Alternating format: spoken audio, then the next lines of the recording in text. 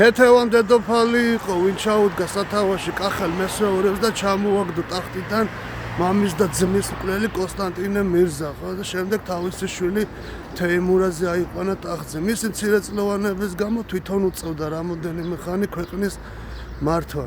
გავიდა პერიოდი და შაჰ-აბას პირველმა თეიმურას მოსთხოვა, რომ ძევლად გადაეცა ქეთევან დედოფალი და თავისი შვილი ალექსანდრე და შემდეგ კიდე ლევანი. არ უნდოდა თეიმურას, მაგრამ თავადებმა არ დააცალეს კახელმა თავადებმა და გაგზავნეს ძევლად.